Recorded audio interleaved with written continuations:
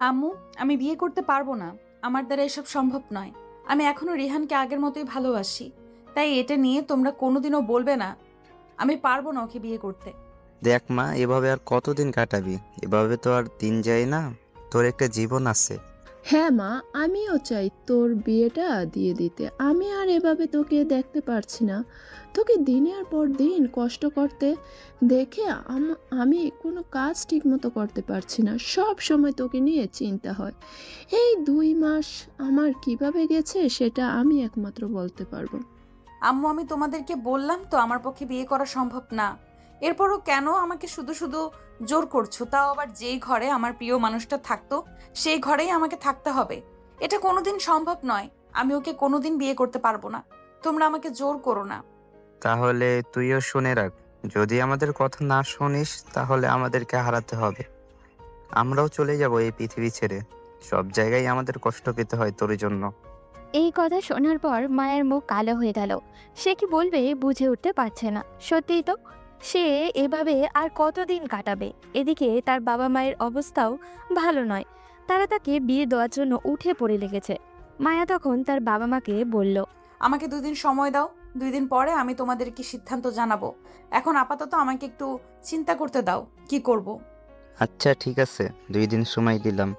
2 দিনের ভিতরে তুই চিন্তা করে বের কর কি করবি। আমার জীবনে আর কোনো দিন সুন্দর হবে না। আমার জীবনের সব সৌন্দর্য চলে গেছে যেদিন রিহান আমাকে ছেড়ে চলে গেছে। আমি আর জীবনে কোনোদিন সুখী হতে পারবো না। তোমাদের সুখের কারণে হয়তো আমি সিদ্ধান্ত থেকে সরে আসব, কিন্তু আমি আর কোনো দিন সুখী হতে পারবো না। এই কথা বলেই মায়ের রুমের মধ্যে চলে গেল, গিয়ে কান্না করতে শুরু করলো। তার বাবা মাকে সে কিভাবে বোঝাবে সে এখনো রিহানকে ভালোবাসে, কিন্তু তার বাবা মা কিছুতেই সেটা বুঝতে চাইছে না। তখন সে কান্না করতে করতে রিহানের ছবি হাতে নিয়ে বলল, তুমি যদি আমাকে ছেড়ে চলে যাবে তাহলে কেন এসেছিলে আমার জীবনে? আমার জীবনটাকে এইভাবে তছনছ করে দিয়ে এখন তুমি চলে গেলে। তুমি তখন শান্তিতে আছো, তোমার কোনো চিন্তা নেই। কিন্তু আমি এখানে কিভাবে আছি সেটা কি কোনোদিন চিন্তা করেছো? প্রতিটা মুহূর্তে আমাকে কষ্ট করতে হয়। যদি বিশ্বাসঘাতকতা করার ইচ্ছা হয়েছিল তাহলে কেন আমাকে ভালোবেসেছিলে? কেন আমাকে স্বপ্ন দেখিয়েছিলে? আমি পারবো না রিহান তোমাকে ছাড়া কোনোদিনও কাউকে ভালোবাসতে। কারণ আমি তোমাকে সারা জীবন আমার মনের ঘরে রাখতে চাই। জানো রিহান, চাইছিলামও বেশ ভালোই। হঠাৎ করে জীবনে এলে তুমি, স্বপ্নের রাজ্যে ভাসিয়ে দিয়ে কি করেছিলাম বলতে পারো তুমি? চলেই যদি যাবে তুমি, তবে কেন এসেছিলে আমার এই সাজানো জীবনে? ভালোই তো ছিলাম একা আমার জীবনে, একাই পথ চলতে শিখেছিলাম। এখন আমি শুধু একা। এই একাকিত্ব জীবনের পথ বড় বেশি আঁকা বাঁকা। যেতে হবে আমায় একা একা। দুঃখ নেই তাতে। তুমি তো না ফেরার দেশে ভালোই আছো। না দেখেই চলে যাবে আমার সারাটা দিনের মেঘলা আকাশ বৃষ্টি। ভালোবাসলেও তোমাকে বলবো না, জানি। বললেও তুমি শুনবে না। শুনলেও তোমার কিছুই আসে যায় না। কারণ ওই হারিয়ে যাওয়ার দেশ থেকে কেউ কোনো দিন ফেরত ফিরতে পারেনি। তুমিও পারবে না, যার কারণে আমি আজ নিঃস্ব, বড়ই নিঃস্ব। বলতে বলতে মায়া কান্না করতে শুরু করলো। সত্যি, আমাদের জীবনে ভালোবাসার মানুষটা যখন জীবন থেকে চলে যায় তখন জীবনটা একদম বেমানান হয়ে পড়ে। মনে হয় সেই জীবন রেখে কোনো লাভ নেই। কারণ যে জীবনে ভালোবাসা নেই সেই জীবন ধরে রেখে কি লাভ? তবে ওই যে মৃত্যু নামক এক ভয়ঙ্কর স্বপ্ন কখন যে চলে আসে কারোর জানা নেই। মায়া বিশ্বাস করেছিল, ভালোবেসেছিল রিহানকে, কিন্তু রিহান এভাবে তাকে ছেড়ে চলে যাবে এটা চিন্তাও করেনি। তবে এখনো সে রিহানের কোনো স্মৃতি বলেনি। হঠাৎ করে রিহানের উপর থেকে ডাক আসায় তাকে হারিয়ে যেতে হয়েছে। এভাবে সবাই আমরা একদিন হারিয়ে যাব। মায়ার বাবা মা চেপে ধরেছে রিহানের ছোট ভাই নিহানের সাথে মায়ার বিয়ে দেওয়ার জন্য, কিন্তু মায়া তাকে কোনো দিনও বিয়ে করতে পারবে না। কিন্তু এখন তার বাবা মায়ের মুখের দিকে তাকিয়ে হয়তো তাকে সব মেনে নিতে হবে। এভাবে 2 দিন কেটে যায়।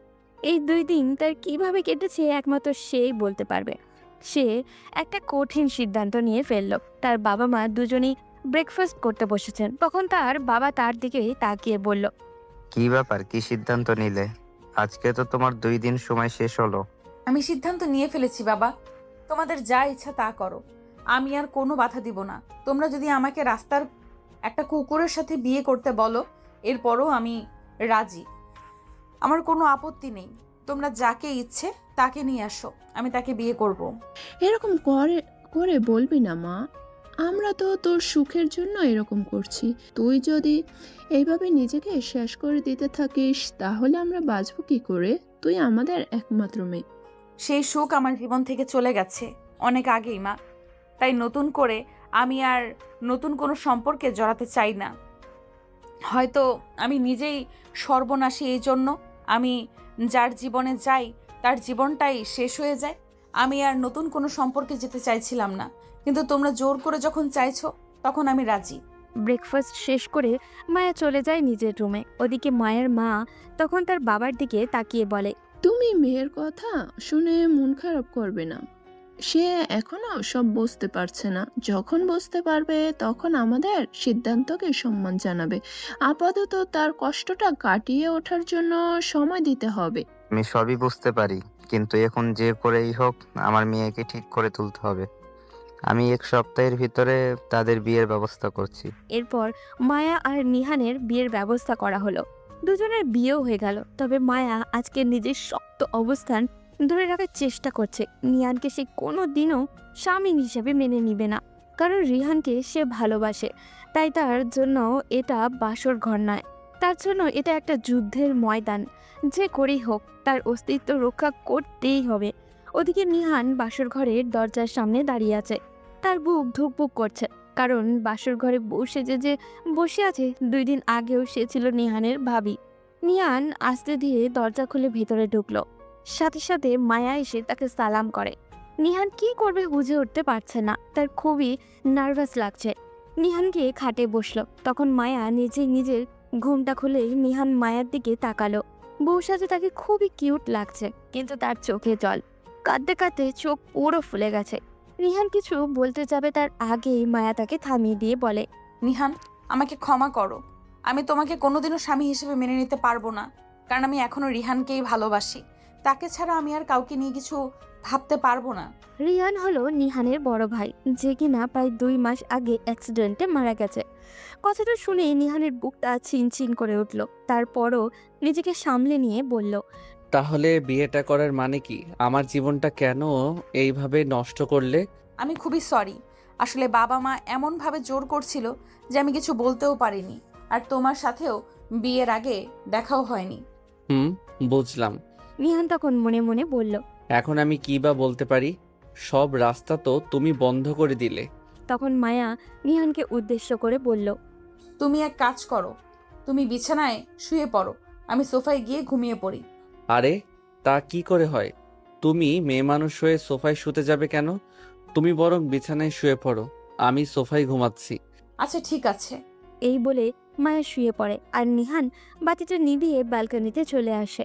নিহাল একটা সিগারেট ধরিয়ে মনে মনে বলতে লাগলো, কোনোদিন ভাবিনি তোমাকে এইভাবে কাছে পাবো, অথচ আমার কপাল দেখো, তোমাকে কাছে পেয়েও পাইনি মায়া। তুমি আমার কথা শোনার প্রয়োজনও মনে করলে না, নিজেই বলে গেলে, অথচ একবারও জিজ্ঞেস করলে না আমি তোমাকে কেন বিয়ে করলাম। বুঝতে চাইলে না আমার এই হৃদয়ের কথা, যে চিৎকার করে বলতে চাইছে, মায়া আমি তোমাকে ভালোবাসি, নিজের থেকেও অনেক বেশি ভালোবাসি। হয়তো ভাবছেন নিহান তাকে নিয়ে এসব ভাবছে কেন। নিহানের বড় ভাই ছিল পুলিশের একজন বড় কর্মকর্তা। বাসর রাতে বউকে রেখে গিয়েছিল নিজের দায়িত্ব পালন করতে, কিন্তু সে আর ফিরে আসতে পারেনি। তার অ্যাক্সিডেন্ট হয়ে যায়। বাসরের খাটে ওঠার বদলে তাকে মরণের খাটিয়ায় উঠতে হলো। নিহানের বাবা মা এটা মেনে নিতে পারেননি। তখন নতুন বউয়ের জীবন যাতে নষ্ট না হয় সেজন্য ছোট ছেলেকে দিয়ে আবার বিয়ে করান। এখন আপনাদেরকে বলি যে নিহান কি করে মায়াকে আগে থেকেই চিনে। 5 বছর আগে নিহান অনার্স প্রথম বর্ষে ভর্তি হয়েছে। কেউ কাউকেই চিনে না, তো একবার পিছনে গিয়ে বসলো, কারণ ইতিহাস সাক্ষী পিছনের দিকেই সকল জিনিয়াস জ্ঞানী মানুষরাই অবস্থান করিয়া থাকেন। আর কি, ম্যাম আসার আগেই ওদের দলে যুক্ত হয়ে যায় নিহান। সবার সাথে ভাব জমাতে লাগলো। তখনই ম্যামের প্রবেশ। পুরো ক্লাস একেবারে চুপ মেরে গেছে। ম্যামের চোখ প্রথমে নিহানের উপরেই পড়ল। অতিথি নাকি? জি না ম্যাম, আমি নিহান খান। তোমার নাম জিজ্ঞাসা করি নাই, কে তুমি? আর ক্লাসে এইভাবে কথা বলছো কেন? ম্যাম এইমাত্রই তো বললাম আমি নিহান। স্টুপিড ছেলে, আমি বলতে চাইছি তোমাকে আগে এই ক্লাসে দেখিনি তো। আমি আজকেই প্রথম এলাম, আসলে কিছু সমস্যা ছিল। ঠিক আছে, এখন থেকে ক্লাসে নিয়মিত হও, কারোর থেকে নোটসগুলো নিয়ে নিও, আর এখন দাঁড়িয়ে থাকো। ম্যাম, একটা কথা বলবো যদি কিছু মনে না করেন? হ্যাঁ বলো। আপনাকে না অনেক সুন্দরী লাগছে। তাই? শৌখিন মহিলাদের এটাই সবচেয়ে বড় দুর্বলতা। এটা অবশ্য আপনাদের খান সাহেব ভালো করে জানেন। ম্যাম তখন নিহানকে বললেন। যেহেতু আজকে প্রথম দিন তাই ছেড়ে দিলাম, বসো বসো। নিহান ওই দিনের মতো ক্লাস শেষ করে বাড়ি ফিরছিল, মোবাইল টিপছে আর হাঁটছে। হঠাৎ ধপাস করে চিৎপটাং হয়ে পড়ল। কলার খোসার কারণেই এমনটা হয়েছে। নিহান আশেপাশে তাকালো কেউ আছে কিনা। না, কেউ তো নেই। তাহলে দেখে একটা পিচ্চি তার দিকে তাকিয়ে কেমন হাসছে আর বলছে, লাউটারে কেউ উঠাও, লাউটা গেল রে গেল। ওই পিচ্ছি চুপ কর। ছেলেদের মান সম্মান আর রাখলি না, লাউ একটা। দেখছেন কত বড় বেয়াদব। সিনিয়রদের প্রতি কোনো রেসপেক্ট নেই। ওই পিচ্ছি চুপ করবি বলে আমি পিচ্চিটার দিকে রেগে এগিয়ে যাই। মারবি না কি? পারলে মার, দেখি তুই কি করতে পারিস। জানিস এটা আমার এলাকা, ওইটা আমার বাড়ি। পিচ্ছি বলে কি? আজকালকার পিচ্ছিদের কোনো ভরসা নেই। এই একটা পিচ্ছি হলো আস্ত শয়তানের হাড্ডি। কি নিহানেরও তো একটা মান সম্মান আছে তো নাকি? আর যদি এই পিচ্ছি ভয় পেয়ে চলে যায় তাহলে জাতি তাকে ধিক্কার দেবে। এরপর নিহান যেটা করলো, পিচ্ছি দৌড়ে ঘরে পালালো। তেমন কিছুই করেনি, শুধু পিচ্ছির প্যান্টটা খুলে গাছে ঝুলিয়ে দিয়েছে। এরপর আর সে মহাসম্মানী পিচ্ছিকে পাইকে। নিহান বিকালের দিকে একটু শপিং মলে গেল। দাঁড়িয়ে ফোনে কথা বলছিল, তখনই দেখে ওই পিচ্ছি এসে হাজির। এরপর পিচ্ছি যা করলো মনে থাকলে নিহান জীবনে আর কোনোদিন কোনো পিচ্ছিদের সাথে পাল্লা দিবে না। পিচ্ছিটা হঠাৎ করে নিহানের সামনে থাকা মেয়েটার কোমরের চিমটি কেটে উদা হয়ে গেল। মেয়েটি ঘুরে নিহানকে দেখে ঠাস করে একটা থাপ্পড় লাগিয়ে দিল আর বলল, লুচ্চা বদমাইশ, ই তোর ঘরে মা বোন নেই? তোকে তো আমি। নিহান তো পুরোই আবুল বনে গেল। সে গালে হাত দিয়ে দাঁড়িয়ে রইল, কারণ কিছু বলার জায়গা নেই। বেশি কথা বললে গণধোলাই তো খেতেই হবে। দৌড়ে ওখান থেকে পালালো। তবে মেয়েটি কিন্তু খুবই কিউট ছিল, বলতে হবে হাতেও ভালোই জোর আছে। এখনো নিহানের গালটা বেশ টনটন করছে। এরপর দিন কলেজে গিয়ে বন্ধুদের সাথে আড্ডা দিচ্ছিল নিহান, তখন কে যেন পিছন থেকে ডাক দিল। নিহান ঘাড় ফিরিয়ে তাকিয়ে ভয় পেয়ে 2 পা পিছিয়ে গেল। এটা তো সেই মেয়েটা, আবার কিছু একটা করতে আসছে না তো? কলেজে কিছু করলে নিহানের আর মান সম্মান নামক কোনো বস্তুই থাকবে না। মেয়েটা কিছু বলার আগেই নিহান বলল, দেখুন, ওই দিন আমি কিছুই করি নাই, সব কিছু একটা বদ পিচ্ছি করেছে। আরে না না, ওই দিনকার জন্য আমি সরি। আমার বান্ধবী সব দেখেছিল। ব্যাপার না। আর মিস, সরি, আপনার নামটা? আমার নাম মায়া। আপনার? আমি নিহান। একটা কথা বলবো? বলুন, কি বলবেন? আপনি অনেক সুন্দরী, আর আপনাকে প্রথম দেখেই প্রেমে পড়ে গেছিলাম। আই লাভ ইউ মায়া। মায়া বড় বড় চোখ করে নিহানের দিকে তাকিয়ে বলল, তোর তো সাহস কম না। জানিস আমি কে? আমার বাবা জানতে পারলে তোকে এক্ষুনি জেলে পুরবে। দেখো, তুমি কে, তোমার বাবা কি, তাতে আমার কিছু যায় আসে না। আমি আমার জবাব চাই। এই নে জবাব। এই বলে নিহানের 2 গালে 2টা থাপ্পড় বসিয়ে দিয়ে চলে যায় মেয়েটা। মেয়েটা আর কেউই নয়, বরং মায়াই ছিল। ওই দিন থেকে নিহান মায়ার পিছনে লেগেই ছিল, কিন্তু প্রতিবারই প্রত্যাখ্যাত হয়েছে, অপমানিতও হয়েছে। তাতে কি, ভালোবাসে তো। এভাবেই কেটে যায় 4 বছর। আজকে মায়ের ভার্সিটিতে শেষ দিন। নিহান ভাবলো আজকেই মায়াকে রাজি করাতেই হবে, তাই মায়ের জন্য অপেক্ষা করতে লাগলো। একটু পর মায়া একটা ক্লাসরুম থেকে বেরিয়ে এলো। নিহান একতরা গোলাপ ফুল নিয়ে মায়ের সামনে গিয়ে হাঁটু গেড়ে বসে ফুলগুলো এগিয়ে দিয়ে পড়ল, মায়া, হবে কি আমার সারা জীবনের সাথী? হবে কি আমার সকাল বেলার পাখি? হবে কি বৃষ্টিতে ভিজার সাথী? ধরবে কি আমার হাত? জানি না তোমায় সারা জীবন খুশি রাখতে পারবো কিনা, তবে এটা বলতে পারি, মরণের আগ পর্যন্ত তোমার হাতটা ছাড়বো না। I love you Maya, I love you so very much. Please অন্তত আজকে ফিরিয়ে দিও না। আমি তোমাকে সত্যিই অনেক ভালোবেসে ফেলেছি। মায়া নিহানের দিকে চোখ বড় বড় করে তাকিয়ে আছে। মায়া হয়তো আজকে এমন কিছু হবে কল্পনাও করতে পারেনি। মায়া কিছুক্ষণ এক দৃষ্টিতে নিহানের দিকে তাকিয়ে থেকে বলল, সরি নিহান, এটা সম্ভব না। আমি তোমাকে ভালোবাসি না। নিহান কেন জানি মায়ের থেকে এই শব্দটা আজকে নিতে পারছে না, তাই নিহান মায়ের হাত ধরে বলতে লাগলো। মায়া দেখো, এমন করো না, আমি সত্যি তোমাকে অনেক ভালোবাসি। মায়া হাতটা ছাড়াতে চাইছে, কিন্তু নিহান ছাড়তে চাইছে না। এটা দেখে মায়া ঠাস করে নিহালের গালে একটা চড় বসিয়ে দেয়। হাতটা টান দিয়ে ছাড়িয়ে নিয়ে বলতে লাগলো। তোমাকে কতবার বলবো যে আমি তোমাকে ভালোবাসি না? আমারই ভুল হয়েছে। আমার তোমাকে এতদিনে একটা কথা বলে দেওয়া দরকার ছিল। শোনো নিহান, আমি তোমাকে কষ্ট দিতে চাই না, কিন্তু এটাই সত্যি যে আমি অন্য একজনকে ভালোবাসি। আর তার সাথে আমার রিলেশন হয়েছে আমার কলেজ লাইফের শুরু থেকেই। আমরা একে অপরকে অনেক বেশি ভালোবাসি। তাই প্লিজ তুমি আর এইভাবে আমার পিছু করো না। মায়ের কথাগুলো শুনে নিহালের চোখ দিয়ে জল পড়তে লাগলো। জীবনে প্রথম কাউকে ভালোবাসলো, আজ বলছে সে নাকি অন্য কাউকে ভালোবাসে। নিহান মাথাটা নিচু করে আছে, চোখ বেয়ে শুধু জল পড়ছে। তখন নিহান খুবই নরমভাবে মায়াকে বলল। আমি যখন এতদিন তোমার পিছনে পড়েছিলাম, কই তখন তো কিছুই বলনি। তুমি আমাকে যদি প্রথমেই বলে দিতে যে তোমার রিলেশন আছে, তাহলে বেহায়ার মতো তোমার পিছনে এভাবে ঘুরঘুর করতাম না। আমি তো ভেবেছিলাম তুমিও আমাকে পছন্দ করো, কিন্তু সেটা প্রকাশ করছো না। নিহানের খুবই কষ্ট হচ্ছিল, তাই নিজের ভেতরের আবেগটাকে বেশিক্ষণ ধরে রাখতে পারল না, চেঁচিয়ে বলে উঠল। কেন করলে তুমি আমার সাথে এরকম? কেন আমাকে প্রথমেই বলে দাওনি? তাহলে আজকে আমাকে এতটা কষ্ট পেতে হতো না। এবার ভার্সিটির সবাই নিহানের উঁচু গলা শুনে তাদের দিকেই তাকিয়ে আছে। সবার চোখেই বিস্ময়, হয়তো নিহান একটু বেশি রিয়াক্ট করে ফেলেছে। আর ওদিকে মায়া নিহানের আচরণে অবাক হয়ে বলল। আমি সেটার জন্য খুবই সরি। তাই এর জন্য আমাকে ক্ষমা করে দাও। আর প্লিজ আমার পেছনে পড়ে থেকো না, এতেই আমাদের ভালো হবে। নিহান মায়ার আর কোনো কথা শুনতে চাইল না, তাই ফুলগুলো জোর করে ওর হাতে ধরে দিয়ে বাইক নিয়ে দ্রুত ভার্সিটি ত্যাগ করলো। তার সামনের সব কিছু যেন ঝাপসা হয়ে যাচ্ছে, তাই কিছুক্ষণ গিয়েই বাইকটা সাইড করে দাঁড়িয়ে পড়লো। কি হলো, তার এত কষ্ট হচ্ছে কেন? মায়া তো তাকে কোনো দিনও ভালোবাসেনি, এমনকি তার সাথে ভালো করে কখনো কথাই বলেনি। আমার ভালোবাসাটা একতরফা ছিল, আমি নিজে থেকেই ওকে ভালোবেসে গেছিলাম। এখন মায়া বলেই দিয়েছে সে আমাকে ভালোবাসে না, অন্য কাউকে ভালোবাসে। তাহলে এখানে আমার কষ্ট পাওয়ার কি আছে? বেশ কতক্ষণ এভাবে নিহানের মনের ভেতরে যুক্তি পাল্টা যুক্তি চলল। হঠাৎ তার ফোনটা বেজে উঠল। রিসিভ করতেই তার মা বলে উঠল। নিহান, তোর ভাইয়া কাল বাসায় ফিরেছে, তাই তাড়াতাড়ি বাসায় ফিরে আয়।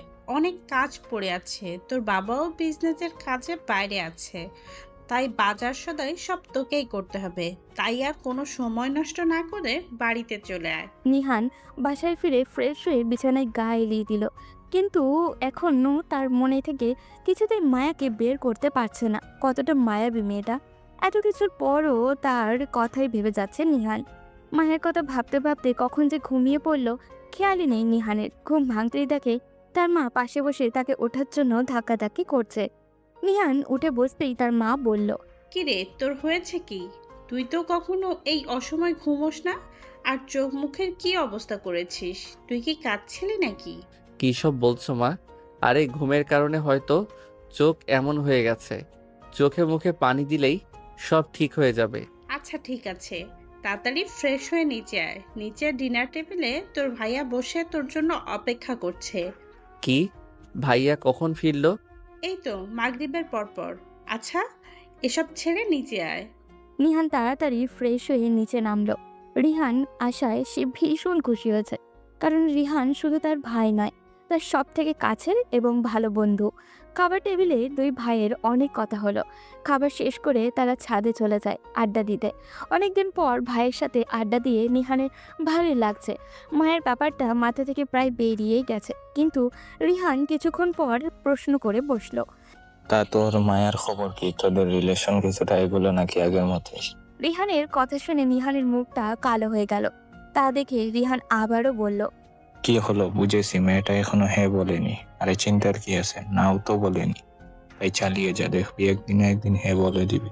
না, সেটা আর সম্ভব না। মায়ার আরেকজনের সাথে রিলেশন আছে। আজকে অনেক তোড়জোড় করে মায়াকে কলেজের সবার সামনে প্রপোজ করেছিলাম, তখনই মুখের উপর কথাগুলো বলে দিল। আরে এই ব্যাপার নিয়ে মুড অফ করে ফেলেছিস? দেখবি ওই মেয়ের থেকে আরো ভালো মেয়ে তোর জন্য অপেক্ষা করবে, তুই শুধু পরীক্ষাটা ভালো করে দে ব্যাস। হুম। আচ্ছা ভাইয়া, একটা প্রশ্ন করব। তোর যত ইচ্ছা কর। তুমি আজ পর্যন্ত আমাকেও বলনি যে তোমার হঠাৎ করে পুলিশ অফিসার হতে চাওয়ার কারণ কি? তোমার স্বপ্ন তো ছিল ইঞ্জিনিয়ারিং করার। ঠিক আছে বলছি, কিন্তু বাবা মাকে কিছু বলতে পারবি না, সময় হলে আমি বলে দিব। ঠিক আছে, তাই হবে। এখন বলো। আমি যখন ইঞ্জিনিয়ারিং এ পড়ি তখন একটা মেয়ের সাথে আমার রিলেশন হয়। ভালোভাবেই আমাদের রিলেশনটা এগোচ্ছিল, কিন্তু একদিন মেহরিনের বাবা আমাকে দেখে ফেলে। এখানে বলে রাখা ভালো, মায়ের পুরো নাম মেহেরিন রহমান মায়া, যেটা নিহান পরে জানতে পেরেছিল। তারপর তারপর তারপর আর কি, একদিন কতগুলো হাবিলদার দিয়ে আমাকে ধরে থানায় নিয়ে যায়। তুই ভাবতে পারবি না আমার তখন কি অবস্থা হয়েছিল। আমার হাঁটু কাঁপাকাঁপি শুরু হয়ে গিয়েছিল। কোনো মতে দাঁড়িয়েছিলাম, তখন উনি আমাকে শান্ত গলায় বললেন। বসো। তখন আমি বসে পড়ি। উনি আমাকে বললেন, তুমি মেহেরিনকে ভালোবাসো? আমার মুখ থেকে তো কোনো কথাই বের হচ্ছিল না। আমি মানে মানে করছিলাম, কোনো মতেই কথাটা বলতে পারছিলাম না। তারপর উনি মুচকি হাসি দিয়ে বললেন। মেহেরিন আমাকে তোমার ব্যাপারে সবকিছু বলেছে। ওনার মুখে হাসি দেখে আমার ভয়টা অনেকটাই কমে যায়। তখন উনি সোজা সাপটাভাবে আমাকে বললেন, দেখো, আমি আমার মেয়ের বিয়ে শুধুমাত্র একজন পুলিশ অফিসারের সাথেই দিব। তাই আমার মেয়ে বিয়ে করতে হলে তোমাকেও। ও, বুঝেছি বুঝেছি, সেই জন্যই তুমি। কিন্তু তুমি এত কিছু করে ফেললে আর আমি কিছুই জানি না। আমি তো আমার সব কিছুই তোমাকে বলি। আচ্ছা সরি, এবার থেকে সবকিছুই বলবো, ওকে? সে তো বুঝলাম, কিন্তু ভাবির সাথে কবে দেখা করাবি? সময় হলেই দেখতে পাবি। এর পরদিন থেকে নিহান আবারও পড়াশোনায় মন দিল। 2 দিন পর রিহানও চলে যায়। ধীরে ধীরে পরীক্ষার সময়ও এগিয়ে আসে।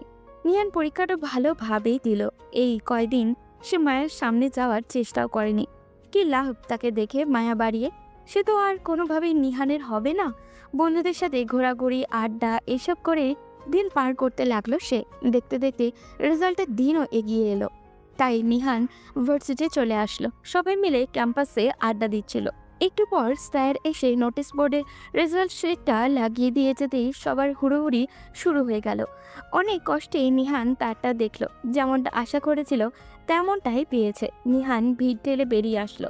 এসে দেখে মায়া তার বান্ধবীদের সাথে কথা বলছে আর হাসছে। নিহান তার দিকে অপলক দৃষ্টিতে তাকিয়ে আছে। কি সুন্দর মেয়েটার হাসি!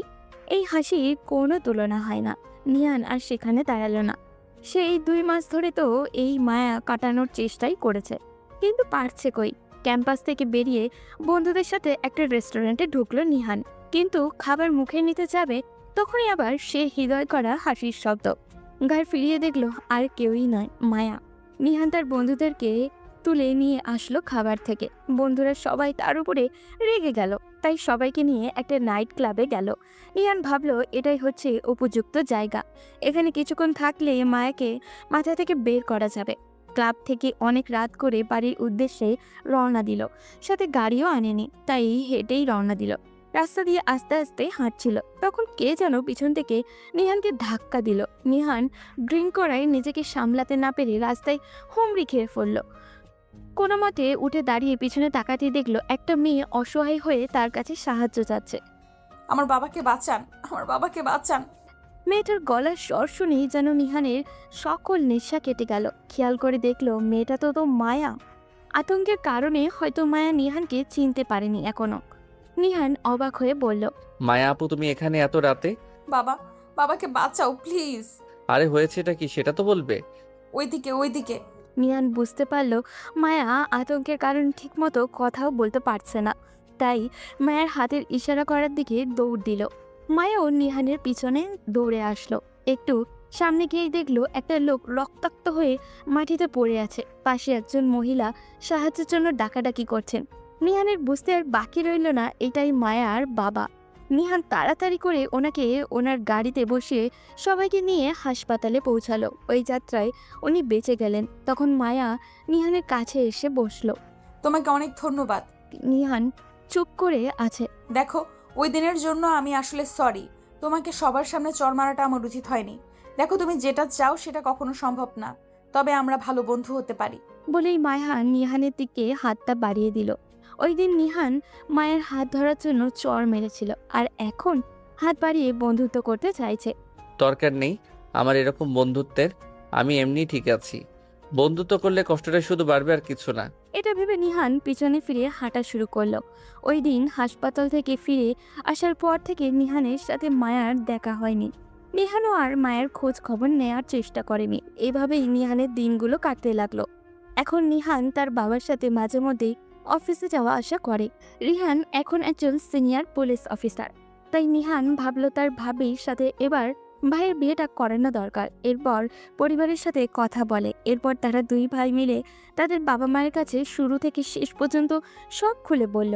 নিহানের বাবা প্রথমে রিহানের উপরে কিছুটা রাগারাগি করলেও পরে মেনে নেয় এবং তার কথা অনুযায়ী পরদিন সকালে তারা সবাই রওনা দিল রিহানের গার্লফ্রেন্ডের বাড়ির উদ্দেশ্যে। কিন্তু গাড়ি থেকে নেমেই নিহান পুরোই অবাক।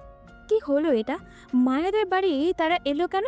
নিহানের জানা মতে মায়াদের বাড়িতে মেয়ে বলতে একমাত্র মায়াই, তাহলে এখানে আবার মেহেরিনকে? নিহান তখন তার ভাইকে বলল। ভাইয়া, আমরা ঠিক বাড়িতে এসেছি তো? তোর কি মনে হয় আমি আমার ভালোবাসার মানুষটার বাড়ি চিনতে ভুল করব? ও হ্যাঁ, তাই তো। নিহান ভাবলো হয়তো এটা মায়ের বোন হবে, তবে কেন জানি আজকে মায়ের জন্য নিহানের মনের গভীরে চেপে রাখা অনুভূতিগুলো আবারও সতেজ হয়ে উঠেছে। কেন এমনটাই হচ্ছে সেটার উত্তর নিহানের কাছে জানা নেই। হয়তো নতুন আশার আলো দেখতে পাচ্ছে তাই। কারণ মায়ের বোনের সাথে রিহানের বিয়ে হলে মায়াকে নিহান আরও ভালো করে আরও কাছ থেকে জানতে পারবে। আরে ভাই, মানুষের মনের কথা কে বলতে পারে কখন পোল্টি খায়? হয়তো আমার ধারণা সম্পূর্ণ ভুল, কিন্তু চেষ্টা করতে ক্ষতি কি? যদি পটে যায়, আশা তো একটা রাখতেই পারি। ধরে নিব লাস্ট ট্রাই। নিহান দাঁড়িয়ে এইসবই ভাবছিল, তখন রিহান পেছন থেকে বলল। ফিরে এভাবেই দাঁড়িয়ে থাকবি নাকি আমরা ভেতরেও যাব? চলো চলো। নিহান ভেতরে ঢুকতেই দেখে তার মা বাবা হবু আত্মীয়দের সাথে কৌশল বিনিময় করছেন। নিহান দরজা পেরিয়ে ভেতরে আসতেই মায়ের মা নিহানকে দেখে চেঁচিয়ে বলে উঠলেন। আরে বাবা, তুমি এখানে? সবাই অবাক হয়ে তাকিয়ে আছে নিহানের দিকে। আপনি কি নিহানকে চিনেন নাকি? এরপর মায়ের মা ওই দিন রাতের সব কিছু খুলে বললেন। নিহানের বাবা সব শুনে বেশ খুশি হলেন। নিহান এই বাড়িতে এসেছে প্রায় 15 মিনিট হবে, কিন্তু মায়াকে কোথাও দেখতে পেল না। বড়রা নিজেদের মতো কথা বলছে, নিহান শুধু উসখুস করছে। তার চোখ জোড়া মায়াকে খুঁজে বেড়াচ্ছে। নিহান আর থাকতে না পেরে বলল। কই, ভাবিকে তো এখনো দেখলাম না। ভাবিকে নিয়ে আসুন। সেই ভালো, আপনারা একবার বৌমাকে নিয়ে আসুন। মায়ের মা উঠে গেলেন। কিছুক্ষণ পর আস্তে আস্তে সোফায় এসে বসতে বসতে বললেন। এই যে আমাদের বৌমাকে নিয়ে এসেছি।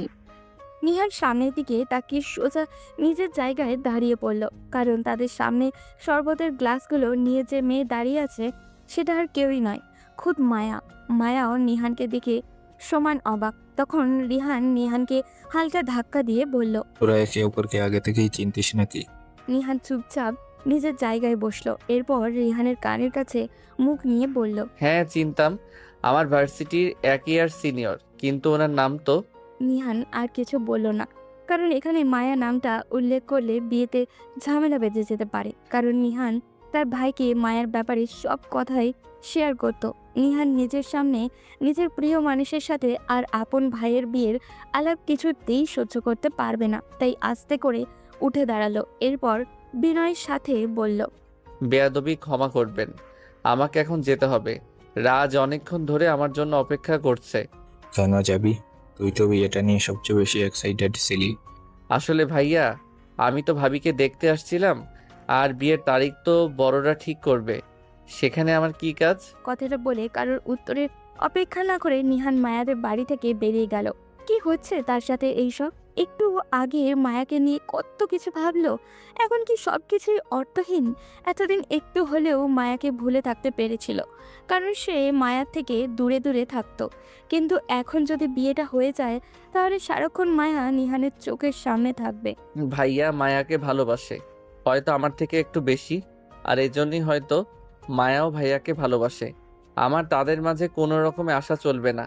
ওরা দুজনেই আমার খুব কাছের, তাই আমি চাই না তারা কোনোভাবে আমার জন্য কষ্ট পাক। কিন্তু আমার চোখের সামনে মায়া অন্য কারো হবে সেটাও মানতে পারছি না। না, আমাকে কিছু একটা করতেই হবে। অনেক ভাবার পর সিদ্ধান্ত নিলাম যে কোনো একটা অজুহাতে বাইরে কোথাও চলে যাব। যেদিন বুঝতে পারবো মায়াকে নিয়ে আমার মনে আর কোনো আবেগ নেই, সেদিনই ফিরে আসব। কিন্তু বিয়েটাতে আমাকে থাকতেই হবে। আমার একমাত্র ভাই বিয়ে করছে। তাছাড়া আমি নিশ্চিত বিয়ের সব দায়িত্ব এসে আমার ঘাড়েই পড়বে। তাই এই কয়টা দিন আমাকে খুশি থাকার অভিনয় চালিয়ে যেতে হবে, আর খুব জাঁকজমকভাবে ভাইয়ার বিয়েটা সম্পন্ন করব। আসলে এটাই তো আমাদের বাড়ির প্রথম বিয়ে। যাই হোক, এরপর ভালোই ভালোই বিয়েটা হয়ে গেল।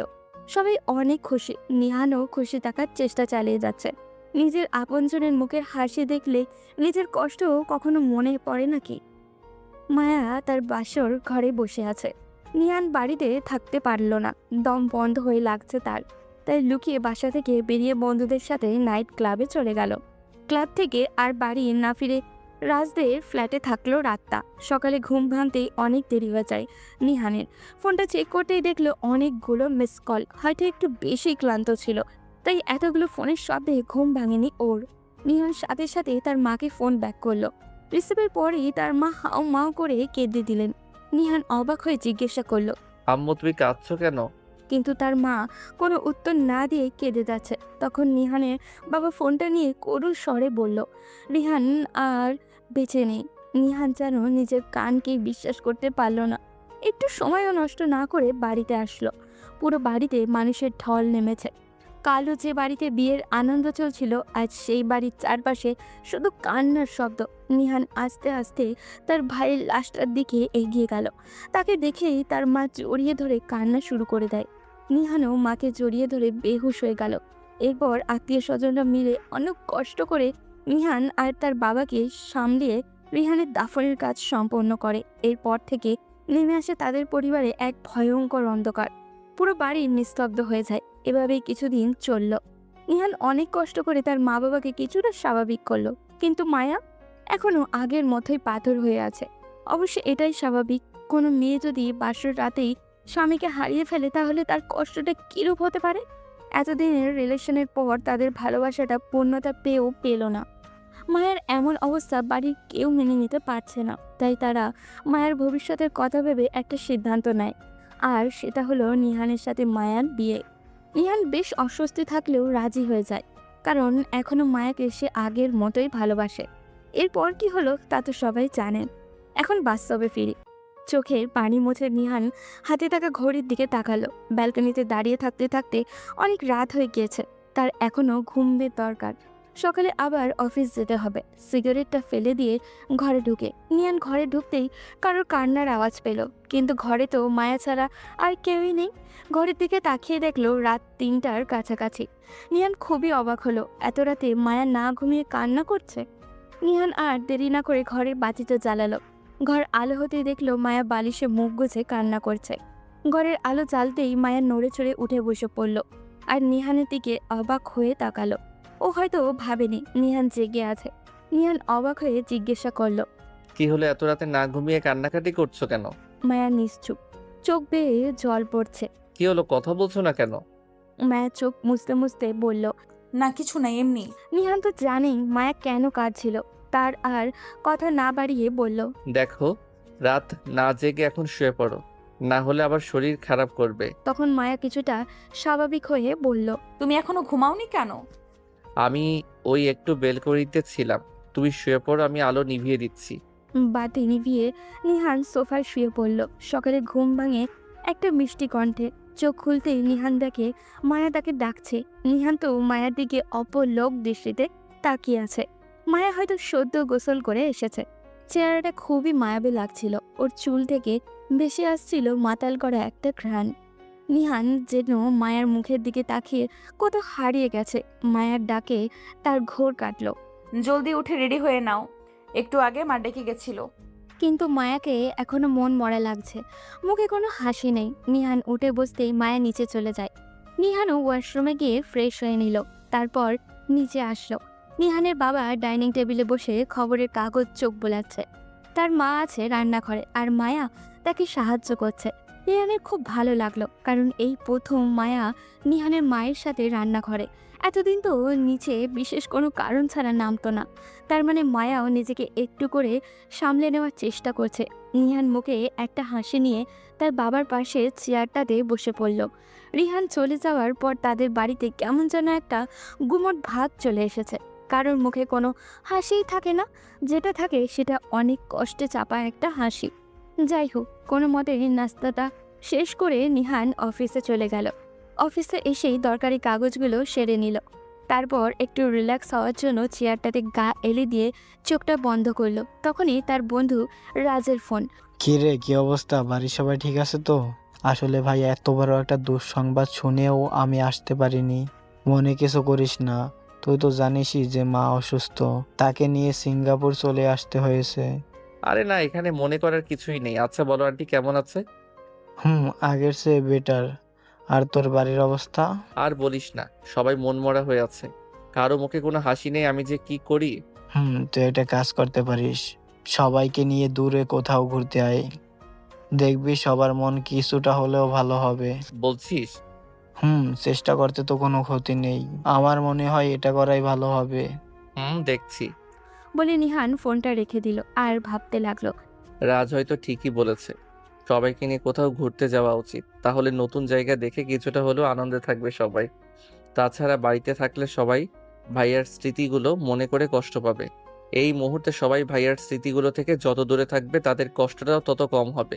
এসব ভাবতে ভাবতে টিফিন ব্রেক হয়ে গেল। নিহানও তখন মায়া খেয়েছে কিনা সেটা জানার জন্য তাকে ফোন দিল। ফোনটা কিছুক্ষণ রিং হবার পর মায়া ধরল। হ্যালো। মায়ার কণ্ঠটা নিহানের কাছে কেমন যেন অদ্ভুত ঠেকলো। হয়তো মায়া আবারও একা একা বসে কান্না করছিল। তখন নিহান বলল, কি হলো, তোমার কণ্ঠটা এমন লাগছে কেন?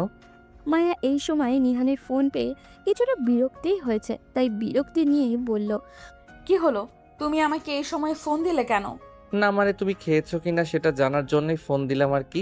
দেখো, আমার জন্য তোমাকে এতটা চিন্তা করতে হবে না, আর আমায় নিয়ে এতটা না ভাবলেই খুশি হব।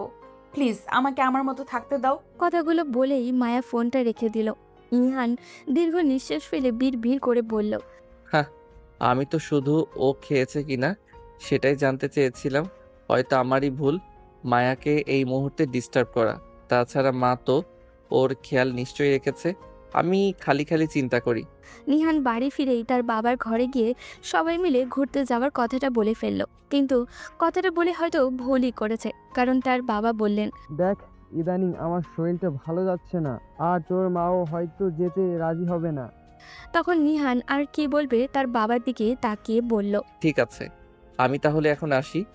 কিন্তু নিহানের বাবা তাকে আটকে দিয়ে বলল, আমরা চাচ্ছি না। তো কি হয়েছে?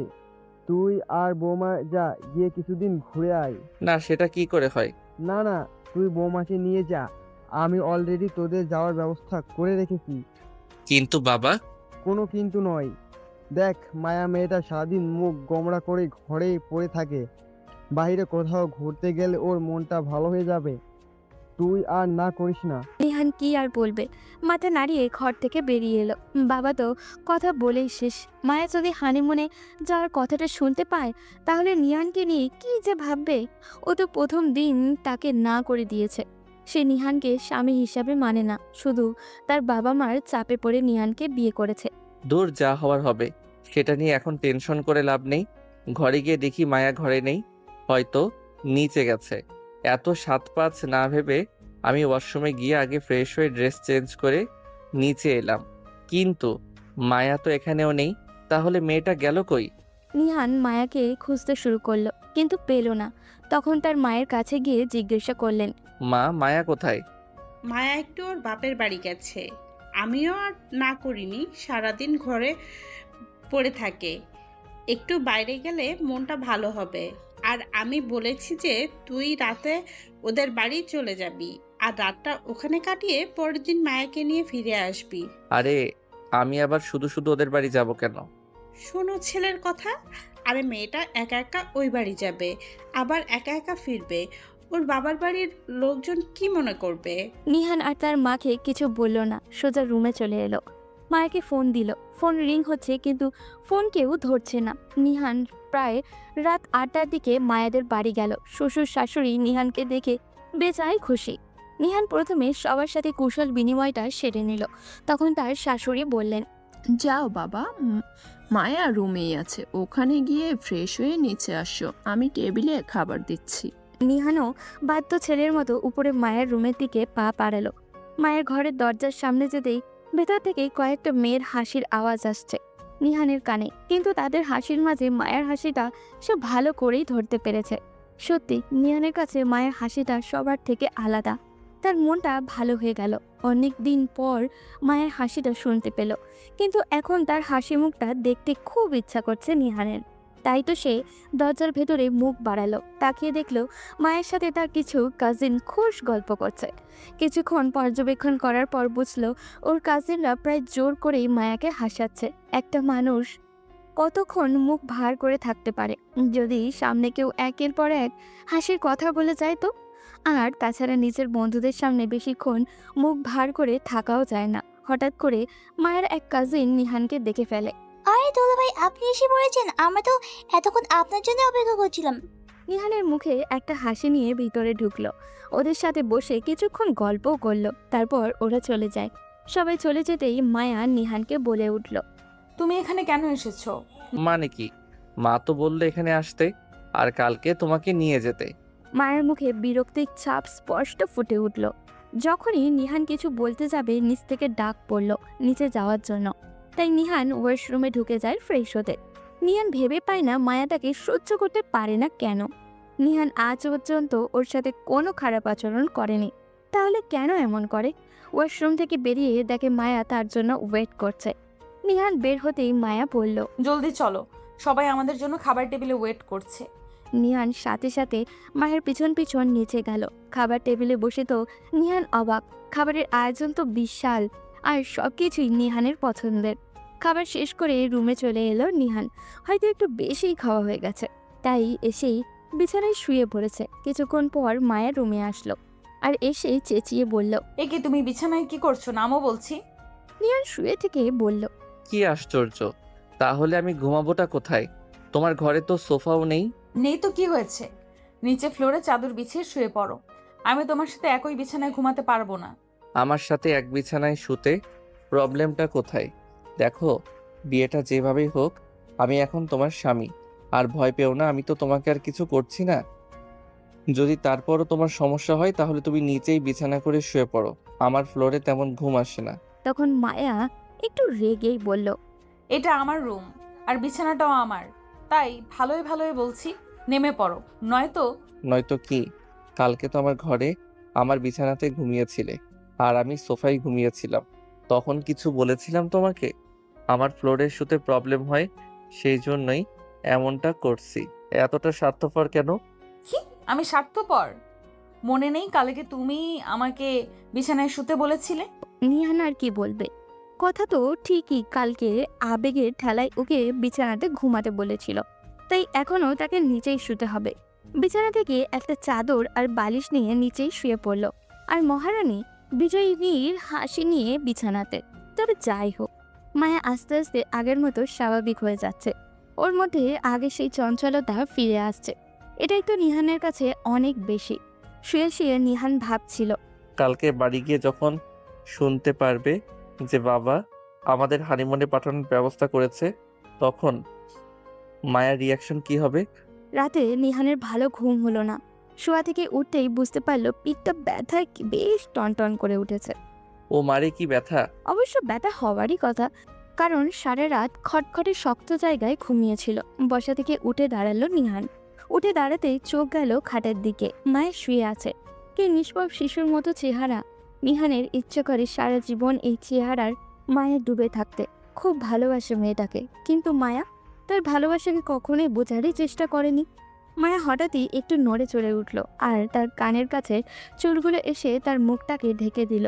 আজ পর্যন্ত ওকে টাচ করার সাহস নিহান করেনি, কিন্তু আজকে খুবই ইচ্ছা করছে ওর গাল বেয়ে আসা চুলগুলোকে আবারও কানে গুঁজে দিতে। নিহান আর নিজের ইচ্ছেটা দমিয়ে রাখতে পারল না, তাই ধীরে ধীরে খাটে গিয়ে মায়ের পাশে বসলো। এরপর হাত দিয়ে আস্তে করে ও চুলগুলোকে আবারও কানে গুঁজে দিল, কিন্তু চুলগুলো গুঁজতে দেরি হয়েছে। মায়ের ঘুম ভাঙতে দেরি হয়নি। চোখ খুলে মায়া নিহানকে তার এত কাছে দেখে চমকে ওঠে, সাথে সাথে উঠে বসে পড়ে আর রাগে চোখ লাল করে নিহালের গালে ঠাস করে একটা থাপ্পড় বসিয়ে দিল। ছি, আমি তোমাকে ভালো মনে করেছিলাম, কিন্তু তুমি আমার ঘুমের মধ্যে আমাকে পেয়ে, ছি, তোমার চরিত্র যে এতটা খারাপ আমি ভাবতেই পারছি না। নিহানকে কিছু বলতে না দিয়েই মায়া কথাগুলো বলে গেল। যখন নিহান কিছু বলতে যাবে তখনই দরজার বাইরে থেকে মায়ের মা ডাকতে লাগলো। মায়া উঠে গিয়ে দরজা খুলে দিল আর নিহানের শাশুড়ি বলতে লাগলেন, জামাই বাবাকে নিয়ে নিচে আয়, আমি নাস্তা দিচ্ছি। উনি চলে যাওয়ার পর মায়া নিহানের কাছে এসে এক রাশ বিরক্তি নিয়ে বলল, যাও গিয়ে ফ্রেশ হয়ে আসো। মায়া, তুমি যেটা ভাবছো তেমন কিছুই। নিহানকে থামে দিয়ে মায়া বলল, আর বলতে হবে না, তোমাকে আমার চেনা হয়ে গেছে, নিচে যেতে দেরি হয়ে যাচ্ছে। নিহান নিরাশ হয়ে ওয়াশরুমে চলে গেল। নিহান বেরিয়ে আসতেই মায়া ওয়াশরুমে ঢুকলো। নিহান হাত মুখ মুছে বিছানার উপরে গিয়ে বসলো। ভাবছি কত সহজে মানুষের মনে অবিশ্বাস তৈরি হয়ে যায়। এভাবে কিছু পেতে চাইলে তো আমি প্রথম দিনই নিয়ে নিতাম। আমি তো মায়াকে ভালোবাসি, আমি চাই মায়াও আমাকে ভালোবাসুক। এভাবে জোর করে আমি কিছু চাই না। বলতে বলতেই মায়া বাইরে বেরিয়ে এলো আর নিহানকে বলল, চলো নিচে চলো। তারা দুজনেই নিচে গিয়ে নাস্তাটা সেরে নিল। তারপর নিহান একটু বাইরে হাঁটতে বের হলো। কিছুক্ষণ এদিক ওদিক হাঁটাহাঁটি করে আবারও ফেরত চলে এলো। সবার কাছ থেকে বিদায় নিয়ে মায়াকে সঙ্গে করে বাড়ির দিকে রওনা দিল। মায়াকে বাড়িতে পৌঁছে দিয়েই নিহান অফিসে চলে গেল। আজকে অফিসে নিহানের কাজের চাপ একটু বেশি, তাই কাজ করতে করতে কখন যে সময় পার হয়ে গেল টেরই পায়নি। গুরুত্বপূর্ণ কাজগুলো শেষ করে ঘড়ির দিকে তাকিয়ে দেখে 2টা বেজে গেছে। এখন আর তার কাজ করতে ভালো লাগছে না। খাওয়া দাওয়ার পর যা কাজ আজ করবে, যেই ভাবা সেই কাজ। ক্যান্টিনে যেতেই ফোনটা বেজে উঠল। ধরতেই উপাস থেকে নিহানের মা বললেন বাড়িতে গিয়ে লাঞ্চটা করার জন্য। নিহান সাথে সাথেই রওনা দিল। বাড়িতে পৌঁছে দেখে সবাই খাবার খাওয়ার জন্যই টেবিলে বসে আছে, হয়তো তার জন্যই অপেক্ষা করছে। নিহান গিয়ে তার বাবার পাশে বসে। খাওয়ার সময় নিহানের বাবা নিহানের দিকে একটা খাম এগিয়ে দিলেন। নিহান অবাক হয়ে তার দিকে তাকাতেই তিনি বললেন, এতে তোদের হানিমুনে যাওয়ার টিকিট আছে। তখন নিহান খামটা নিয়ে মায়ের দিকে তাকালো। দেখলো মায়া একেবারে স্বাভাবিক। কি হলো? এত বড় একটা কথা শোনার পরও মায়ের চোখ চেহারায় কোনো রকম পরিবর্তন নেই কেন? এটা নিহানকে অবাক করছিল, কারণ তখন তার মা বললেন, ওইভাবে বৌমার দিক তাকিয়ে আছিস কেন? মায়াকে আমি আগে সবটা বলেছি। নিহান খাবারটা নিয়ে ধীরে সুস্থে শেষ করে নিজের রুমের দিকে গেল। মায়া আগেই রুমে চলে এসেছে। নিহান রুমে ঢুকতেই মায়া দ্রুত গিয়ে দরজাটা বন্ধ করে দিল। নিহান অবাক হয়ে জিজ্ঞাসা করলো, দরজা কেন বন্ধ করলে? তুই কি আমার উপর জোর জবরদস্তি করার চেষ্টা করছিস নাকি? আমি আবার কখন কি করলাম? আর তুমি তুই তুকারি করছো কেন? এখন নাটক করছিস কেন? হানিমুনে যাওয়ার প্ল্যানটা তো তোরই, তাই না? ওখানে গিয়ে নিজের সব অধিকার জোর করে আদায় করে নিতে পারবি। ভালো করে শুনে রাখ, আমি তোর সাথে কোথাও যাচ্ছি না। আশ্চর্য, তাহলে তখন তুমি বাবা মাকে না করে দিলে না কেন? আমি কি করে তাদের মুখের উপর না করব? তাহলে এখন আমাকে দোষ দিচ্ছ কেন? আর শোনো, যদি তোমাকে জোর করার হতো তাহলে অনেক আগেই অনেক কিছু করতে পারতাম। চাইলেও এখানেও জোর করতে পারি। মায়া কথাটা শুনেই 2 পা পিছিয়ে গেল। নিহান আবারও বলল, কিন্তু আমি তেমন কিছুই করব না। তুমি যদি আমাকে মেনে নিতে না পারো তাহলে চিন্তা করো না, সময় হলেই তোমাকে মুক্ত করে দিব। কথাগুলো বলেই বেরিয়ে এলো নিহান। নিজের উপরে খুব রাগ হচ্ছে তার। এমন মেয়েকে কি করে ভালোবাসলো সে, যে কিনা তাকে একটু বিশ্বাস করে না। অফিসে এসে নিহান তার বাবাকে ফোন করে। কাজের অজুহাতে গিয়ে হানিমুনের কথা না করে দিল। নিহান তার বাবাকে কিছু বলতে না দিয়েই ফোন রেখে দিল। এরপর নিজের কাজে মন দিল। সন্ধ্যায় নিহানের অফিস থেকে বের হতে হতে অন্ধকার নেমে গেল। বাড়িতে পৌঁছে দেখে সবাই বাসার ঘরেই বসে আছে, সাথে আবার মায়ার বাবা মা আর একটা কাজিনসও আছে। নিহান গিয়ে তাদের সাথে কৌশল বিনিময় করলো। এরপর নিহান উপরে চলে আসতে যাবে এমন সময় তার বাবা তাকে ডেকে সবার সাথে বসালেন। বৌমা এখানে ঘুরতে যেতে চাই, তুই সেখানে না করছিস কেন? নিহান তার বাবার কথা শুনে অবাক। কি বলছেন এইসব? তার মানে নিহান মায়ার দিকে তাকালো, কিন্তু সে নিহানের দিকে না তাকিয়ে নিচের দিকে তাকিয়ে আছে। নিহান বিড়বিড় করে বলল। বাহ, নিজেকে বাঁচিয়ে এখন আমাকে ফাঁসিয়ে দিয়েছে। তখন নিহানের শাশুড়ি বলে উঠলেন। যাও বাবা, মায়াকে নিয়ে কিছুদিনের জন্য ঘুরে আসো। দেখছো না সারা দিন কেমন মন মরা হয়ে থাকে, একটু ঘুরে আসলে ওর মনটাও ভালো হয়ে যেত। আবার পাশে থেকে মায়ের কাজিনসও মানে নিহানের শারিকাও বলে উঠল। দুলু ভাই বিয়ের বধূর সবাই আনন্দে, আপনি যেতে চাচ্ছেন না কেন? নিহানের কাছে সবার কথাগুলো কাঠের মতো বিচ্ছে। নিহান কিছু না পেয়ে বলল। আসলে অফিসের কাজ। নিহানের বাবা তাকে থামিয়ে দিয়ে বললেন। তোকে ভাবতে হবে না, এই কয়দিন আমি সামলে নিতে পারবো। নিহানের আর এখানে কিচ্ছু বলার নেই, তাই সোজা উপরে তার রুমে এসে ওয়াশরুমে চলে গেল ফ্রেশ হতে। বেরিয়ে এসে দেখে মায়া দাঁড়িয়ে আছে। নিহান পাশ কাটিয়ে গিয়ে ল্যাপটপটা নিয়ে সোফায় বসে পড়ল। তখন মায়া আবারও নিহানের সামনে এসে বলল। সরি, আসলে আমি কিছু বলা লাগবে না, যদি কিছু মনে না করো। আমার কিছু কাজ করতে হবে। মায়া চলে যায় আর নিহান ওর কাজগুলো সেরে নিল। কাল আবার এগুলো নিহান তার বাবাকে বুঝিয়ে দিয়ে যেতে হবে। একটু পর মায়া আবারও এসে নিহানকে বলল নিচে খাবার খেতে যাওয়ার জন্য। নিহান তখন নিচে গিয়ে রাতের খাবার খেয়ে নিল। তারপর উপরে এসে নিজের কাপড় চোপড় গুছিয়ে নিল। কালকে তো আবার সকালের দিকেই রওনা দিতে হবে। সব গোছগাছ করে সোফায় গিয়ে শুয়ে পড়ল। একটু পর দেখলো মায়াও নিজের কাপড় গোছাচ্ছে। সকালে নিহান ঘুম থেকে উঠে দেখে মায়া তার আগেই উঠে গেছে। নিহান আর দেরি না করে ওয়াশরুমে ঢুকে পড়ল। তারপর নিচে গিয়ে দেখে সবাই বসে আছে। নিহানের মা নাস্তা তৈরি করছে আর মায়া সেগুলো টেবিলে এনে রাখছে। নাস্তা করে রুমে চলে আসে নিহান তৈরি হয়ে ব্যাগপত্র নিয়ে নিচে চলে আসে। তার কিছুক্ষণ পর মায়াও তৈরি হয়ে নামলো। নিহানের চোখ মায়াকে আজকে একেবারে অন্যরকম লাগছে। হালকা সাজে নীল একটা শাড়ি পরেছে মায়া। একটুকুতেই মায়াকে পরীর মতো লাগছে। মায়ের দিকে কিছুক্ষণ তাকিয়ে থাকার পর নিহান একটু ব্যস্ততা দেখিয়ে তার মা বাবার থেকে বিদায় নিয়ে মায়াকে ঘরে রেখে ব্যাগ লাগেজ নিয়ে গাড়িতে রাখলো। কিছুক্ষণ পর মায়াও নিহানের মা বাবার সাথে দরজা পর্যন্ত আসলো। তারপর মায়া নিহানের মা বাবার কাছ থেকে বিদায় নিয়ে গাড়ির দিকে এগিয়ে আসতে লাগলো। নিহান তখন গিয়ে সামনের ড্রাইভারের সাথে বসলো। মায়া কিছুটা অবাক হয়ে যায় নিহান সামনে বসার কারণে। তারপর কি একটা ভেবে যেন গাড়ির পিছনের সিটে বসে পড়ল। ড্রাইভার গাড়ি স্টার্ট দিয়ে এয়ারপোর্টের উদ্দেশ্যে রওনা দিল। আসলে তারা দুজন যাচ্ছে সুইজারল্যান্ড, আর সেখানে নিহানের এক খালামণি থাকেন। তারা দুইজন নিহানের খালামণির ওখানেই উঠবে। নিহান ফোনটা বের করে তার খালামণিকে ফোন দিল, জানিয়ে দিল যে তারা আজকেই রওনা দিচ্ছে। নিহান কিছুক্ষণ তার খালামণির সাথে কথা বলল। তারপর ফোনটা কেটে রাস্তার দিকে নজর দিল আর কানে ইয়ারফোন গুঁজে দিল। পিছন থেকে হয়তো মায়া নিহানকে ডাকছিল, কিন্তু নিহান শুনতে পায়নি, তাই একটা ধাক্কা দিল। তখন নিহান পিছনে ফিরে মায়ের দিকে তাকালো। মায়া বেশ রেগে গিয়ে বলল, কখন থেকে ডাকছি, শুনতে পাচ্ছ না? সরি, আসলে একটু গান শুনছিলাম।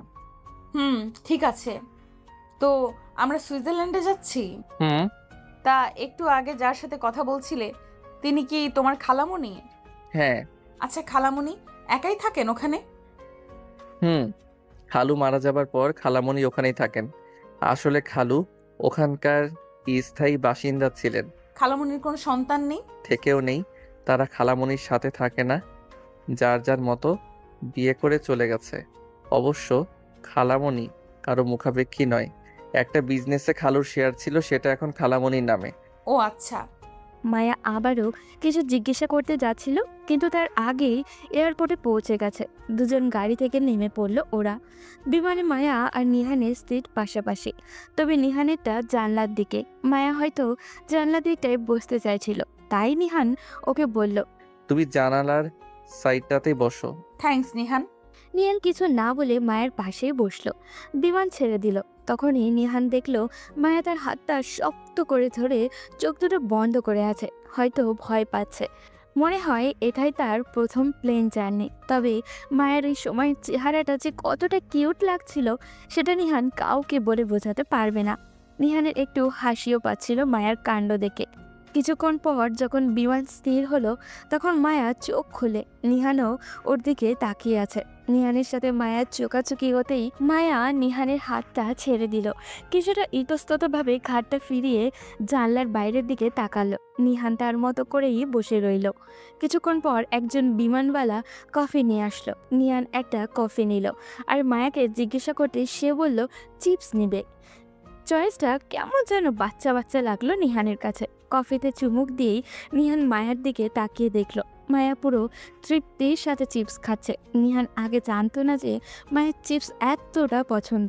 নিহান অবাক হয়ে মায়ের খাওয়া দেখছিল। মায়া নিহানকে এইভাবে তাকিয়ে থাকতে দেখে ইশারায় পড়ল। খাবে নাকি? নিহান সাথে সাথে চোখ ফিরিয়ে নিল, কফিতে মুখ দিল। নিহান আশেপাশে তাকিয়ে দেখে প্রায় অর্ধেকের মতো যাত্রী কাপেল, তারা নিজেদের মধ্যে মিষ্টি আলাপ করছে আর নিহান একলা বসে আছে। নিহানদের প্লেন যখন সুইজারল্যান্ডের মাটিতে ল্যান্ড করে, প্লেন থেকে নামার পর তারা দুজন বিমানবন্দর থেকে বেরিয়ে আসতেই একটা বাংলাদেশি তরুণী তাদের দিকে এগিয়ে আসলো। মেয়েটি তাদের কাছে এসেই বলল, আপনারা মিস্টার অ্যান্ড মিসেস নিহান খান, আমি ঠিক বলছি?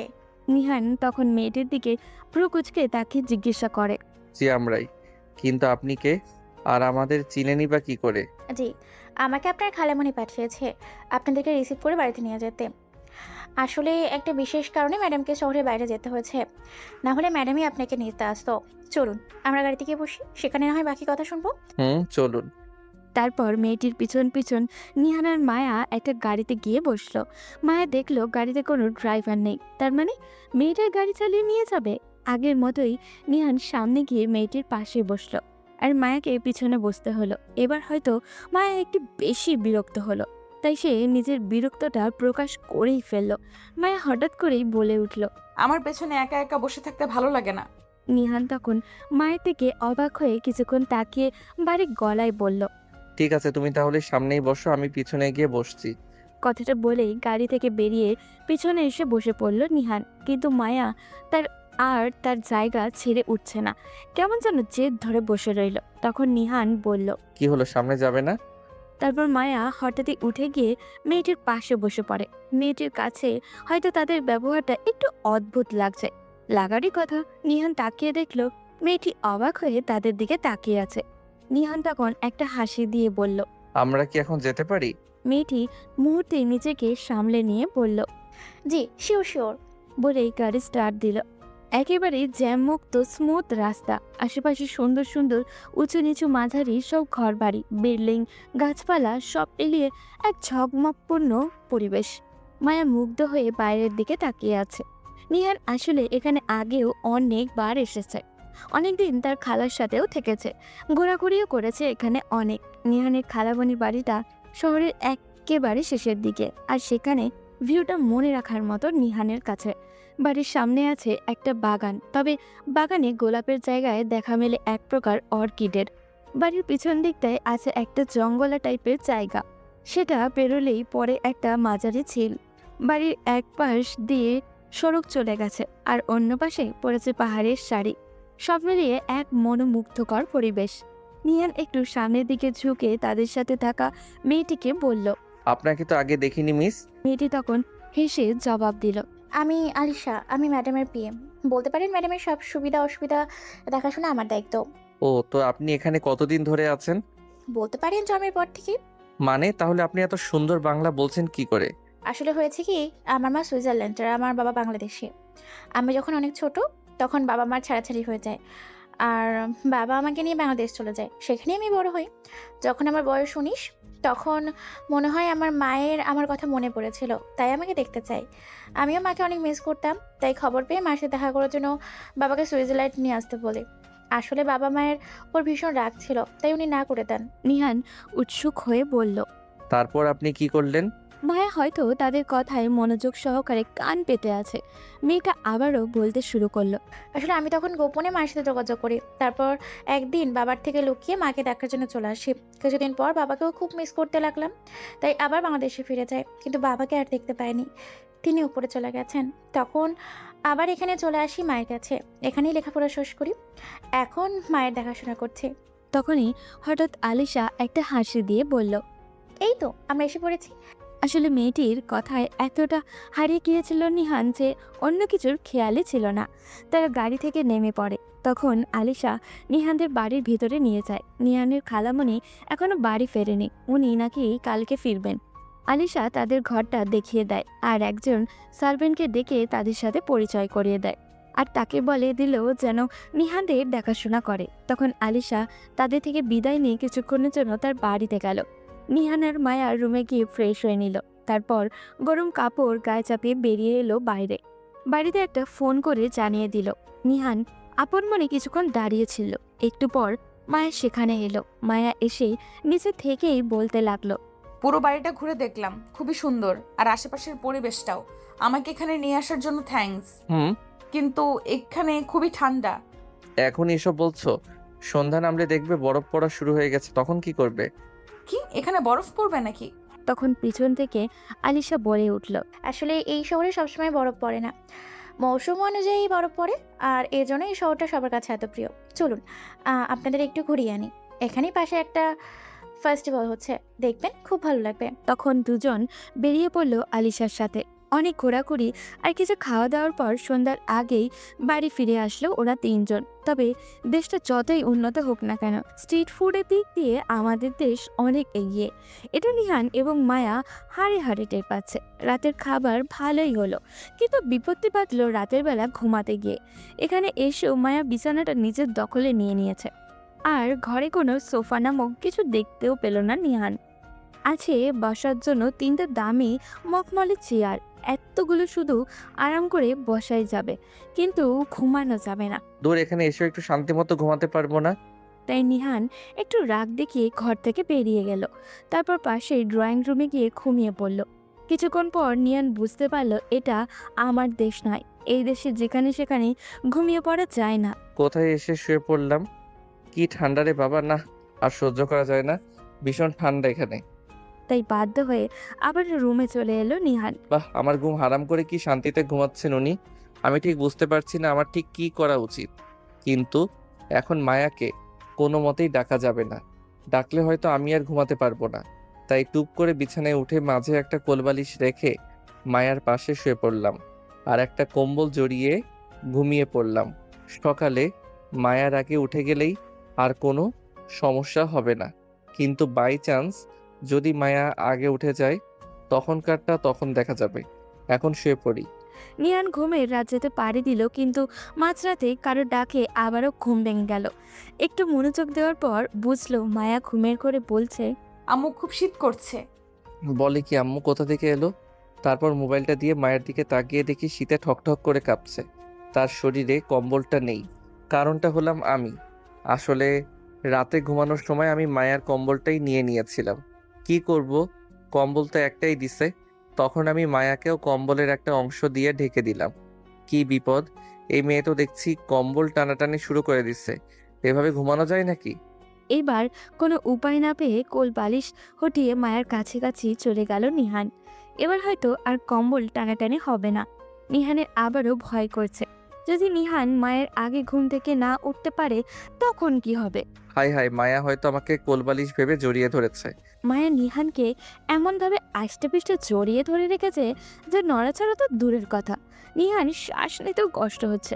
কিছুক্ষণ নড়াচড়া করে নিজেকে ছাড়ানোর চেষ্টা করলো, কিন্তু নিহানের সেই চেষ্টা বৃথা। নিহান মায়াকে জোর করে সরাতেও পারছে না, কারণ মায়া উঠে গেলে সমস্যা। তাকে হয়তো সারা রাত ঠান্ডায় কাটাতে হতে পারে। আর তাই আর মুচড়ামুচড়ি না করে এভাবেই শুয়ে পড়ল। যাক, যা হয়েছে ভালোই হয়েছে। নিজে থেকে তো কখনো মায়াকে জড়িয়ে ধরে ঘুমানোর সাহসও করতে পারতো না। কপাল জোরে আজকে যখন সুযোগ পেয়েছে, তাই হাতছাড়া করাটা বোকামিই হবে। এই কথা ভেবে তখন নিহান মায়াকে জড়িয়ে ধরে শুয়ে পড়ল। কি যে ভালো লাগছে নিহানের, কিন্তু এই ভালো লাগার জন্য সকালে হয়তো অনেক বড় দাম দেওয়া লাগতে পারে নিহানের। নিহানের সকালে ঘুম ভাঙলো কারোর গোঙানের আওয়াজে, আর সেই সাথে বুকের উপরে ভারী কিছু একটা অনুভবও করলো সে। চোখ খুলে তাকাতেই দেখে মায়া তার বুকের উপরে মাথা রেখে তাকে জড়িয়ে ধরে ঘুমিয়ে আছে। মনে মনে একটু খুশি হলো নিহান, কারণটা হলো যে মায়ের আগে তার ঘুম ভাঙলো, কিন্তু পরক্ষণে সব খুশি উড়ে গেল তার। যখন সে বুঝতে পারলো যে ওই অস্ফুট গুঙানিটার মায়ের মুখ থেকেই আসছে, খেয়াল করে দেখলো মায়া কাঁপছে। যখন ওকে ধরলো নিহান বুঝতে পারলো মায়ের প্রচণ্ড জ্বর এসেছে। কারণটা হয়তো এখানকার আবহাওয়া, তাছাড়া কালকে তো অর্ধেক রাত তার কারণে ঠান্ডায় শুয়েছিল। এখন নিহান কি করবে? মায়ের কপালে হাত দিল, জ্বরটা বোধহয় একটু বেশি। নিহান মায়াকে তার বুক থেকে নামিয়ে পাশে একটা বালিশে শুইয়ে দিল। এতে সকালে কার কাছে যাবে নিহান, তাই জলদি করে একটা পাত্রে পানি নিয়ে আসলো। নিহানের এই কাজের কোনো পূর্ব অভিজ্ঞতা নেই, যতটুকু পারে সেটাই করছে। প্রথমে মায়ের মাথায় কিছুক্ষণ পানি দিল, তারপর কিছুক্ষণ চলপট্টি। যত কিছুটা কমলো মায়ার, কিন্তু এসব করতে গিয়ে মায়ের কাপড় ভিজিয়ে ফেলেছে নিহান। এই অবস্থায় মায়াকে ভেজা কাপড়ে রাখা যাবে না। তারপর মায়ের কাপড় চোপড় চেঞ্জ করার ব্যবস্থা করলো নিহান। কিছুক্ষণ পর যখন মায়ের চোখ খুললো তখন নিহান বলল, কেমন আছো এখন? মায়া শুয়া থেকে উঠে বসতে বসতে বলল। অনেকটাই ভালো। তারপর সে নিজেকে দেখে থমকে গেল। কারণটা হলো মায়া যে শাড়িটা পরে ঘুমিয়েছিল এখন সেটা অন্য শাড়ি পরে আছে। তখন মায়া নিহানের দিকে অগ্নি চক্ষু নিয়ে তাকিয়ে বলল, আমার ড্রেস, শাড়িটা কে চেঞ্জ করলো? আসলে আমার আগেই বোঝা উচিত ছিল। তোমার সাথে এখানে আসাই ঠিক হয়নি। আর আজকে তুমি সুযোগ পেয়ে। আরে তুমি কি সব? নিহান কিছু বলতে না দিয়ে ঠাস ঠাস করে 2টা থাপ্পড় বসিয়ে দিল মায়া। মায়া চিৎকার করে বলতে লাগলো, তোমার থেকে আমি এমনটা আশা করিনি। আমার চোখের সামনে থেকে তুমি যাও, আমি তোমার মুখও দেখতে চাই না। বের হও ঘর থেকে। আরে এসব কি বলছো তুমি? আগে আমার কথাটা। আর কিছুক্ষণ বলতে পারলো না, আবারও ঠাস ঠাস করে থাপ্পড় পড়লো তার গালে। চিৎকার করে মায়া বলল, তুমি এই ঘর থেকে বের হবে না, আমি চলে যাব। তখন নিহান গালে হাত দিয়ে পিছনে ফিরতেই দেখলো আলিশা হাতে নাস্তা নিয়ে দাঁড়িয়ে আছে। হয়তো সবকিছুই দেখেছে ও। নিহান আলিশাকে পাশ কাটিয়ে বাইরে বেরিয়ে এলো। আলিশা তখন মায়ের পাশে গিয়ে বসে বলল, কি হয়েছে? আপনি ওনাকে এভাবে মারলেন কেন? তুমি জানো ও আমার সাথে কি করেছে? আলিশা এবার ধীর গলায় বলল, তিনি যাই করে থাকুক, ওনাকে এভাবে চড় মারাটা তোমার ঠিক হয়নি। তোমার তো ওনাকে মাথায় করে রাখা উচিত। এমন স্বামী সবার ভাগ্যে জোটে না। মায়া বেশ অবাক হয়ে বলল, মানে তুমি বলতে চাচ্ছ? তোমার কি মনে আছে যে রাতে তোমার জ্বর এসেছিল? হুম। তুমি জানো না মিস্টার নিহান যখন সকালে দেখে যায় তোমার জ্বর, তখন থেকেই তোমার সেবা করছেন। উনি হয়তো সবটা সামলাতে পারছিলেন না, তাই এত সকালে আমাকে ফোন করে ডেকে পাঠান। উনি তোমাকে নিয়ে ভীষণ চিন্তায় ছিলেন। এটা ওনার ব্যবহার দেখেই বুঝতে পেরেছিলাম। আমি যখন আসি তখন তোমার জ্বর অনেকটাই কমে গিয়েছিল, কিন্তু তোমার কাপড় পানিতে ভিজে গিয়েছিল। তখন মিস্টার নিহান আমাকে বলে তোমার কাপড়টা পাল্টে দিতে। তারপর আমি তোমার শাড়িটা পাল্টে দিই। মিস্টার নিহানকে এখানে রেখে তোমাদের জন্য নাস্তা আনতে চলে যায়। আর আলিশাকে থামিয়ে দিয়ে মায়া বলল, তার মানে তুমি আমার কাপড় বদলিয়ে দিয়েছিলে? হ্যাঁ, কিন্তু কেন? মায়া এবার মনে মনে ভাবছে, এটা আমি কি করলাম? নিহানকে কিছু বলতে না দিয়ে এত কিছু বলে দিলাম, তার উপর আবার থাপ্পড়ও মেরে দিছি। নিহান আমাকে নিয়ে এখন কি ভাবছে কে জানে, কিন্তু আমি এটা করতে পারলাম। ওদিকে খান সাহেব মুখ গোমরা করে বসে বিড়বিড় করছেন। না, সবকিছু এইভাবে মেনে নেওয়া যায় না। আমাকে তো কথা বলার কোনো সুযোগই দিল না মায়া, তার উপর আবার থাপ্পড় দিল আলিশার সামনে কোনো রকম কারণ ছাড়া। আমারই ভুল হয়েছে। মায়া আমাকে ভালোবাসা তো অনেক দূরের কথা, সে তো আমাকে ন্যূনতম বিশ্বাসও করে না। মায়াকে মায়ের মতোই থাকতে দেওয়া উচিত ছিল। আমি মনে হয় বিয়ে করে ওর জীবনটা আরো বিষিয়ে দিয়েছি, আর সেই সাথে আমার জীবনটাও শুধু শুধু মায়ের সাথে মিশিয়ে শেষ করে দিচ্ছি। ড্রয়িং রুমের সোফায় বসে এইসবই ভাবছিল নিহান। তখনই কারোর ডাকে বাস্তবে ফিরল সে। ঘুরে দেখে মায়া দাঁড়িয়ে আছে। মায়া হয়তো কিছু বলতে চাচ্ছে, কিন্তু ইতস্তত করছে। নিহান শুকনো গলায় বলল, কিছু বলবে? আসলে তখনকার জন্য আমি সরি। আমি ভেবেছিলাম যে তুমি আমার সাথে। থাক, কিছু বলতে হবে না। যেটা হয়ে গেছে সেটা হয়ে গেছে, আর আমি আজকে অন্য একটা জায়গায় যাব। তুমি না হয় আলিশার সাথে ঘুরতে চলে যেও। কোথায়? সেটা জেনে তুমি কি করবে? আমার প্রয়োজন পড়ছে তাই যাচ্ছি। তাছাড়া আমি তোমার সাথে না থাকলে তুমি হয়তো আরেকটু কমফোর্টেবল ফিল করবে। তুমি এমন করে কথা বলছো কেন? কিছু না। তারপর নিহান বেরিয়ে এলো। এখানে তার এক কলেজ ফ্রেন্ড থাকে, ভালো একটা চাকরি পেয়ে এখানে সেটেল হয়ে গেছে। অনেকদিন ধরে ওর সাথে কোনো যোগাযোগ নেই। কালকে হঠাৎ করে সে নিহানকে ফোন দিল। হয়তো কোনোভাবে জানতে পেরেছে যে নিহান এখানে এসেছে, তাই ওর বাসায় যাওয়ার কথা বলল নিহানকে। নিহান প্রথমে ভাবছিল মায়াকেও নিয়ে যাবে, কিন্তু এই কাণ্ডের পর আর মন মানল না ওর। যাই হোক, নিহান ওর দেওয়া ঠিকানায় পৌঁছে গেল। দরজায় দাঁড়িয়ে কলিং বেল বাজতেই ভেতর থেকে একজন মেয়ে বেরিয়ে আসলো। মেয়েটি নিহানের দিকে কিছুক্ষণ ভালো করে তাকিয়ে বলল, কি চাই? কাকে চাই?